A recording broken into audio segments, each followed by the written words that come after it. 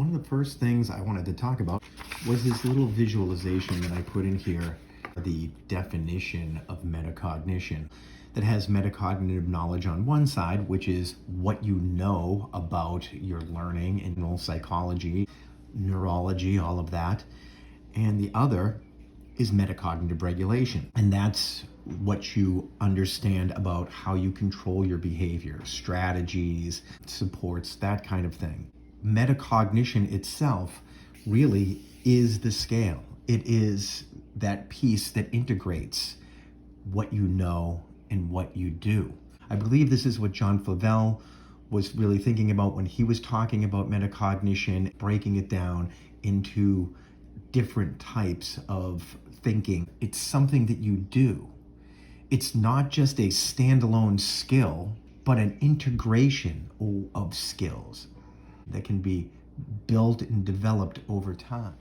I use this visualization to help explain metacognition to my students when I first start working with them. Many students come to me with excellent metacognitive knowledge, meaning they really know what their learning is, their diagnosed disability, all of the different ways it affects them, maybe some of the neurology. But they sometimes struggle with this other piece called metacognitive regulation, which is actually taking what you know about your learning, applying it.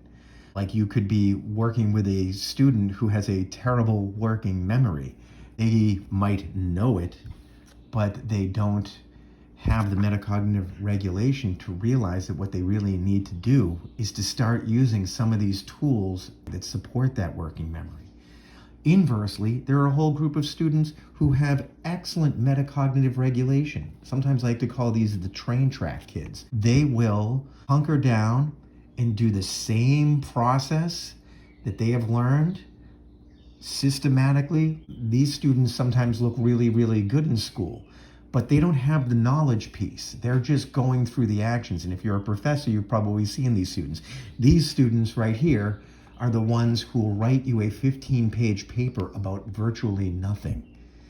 These students over here will be the ones that write you a, 3-sentence paper that is eerily about everything that you want them to know, just jammed into 3 sentences.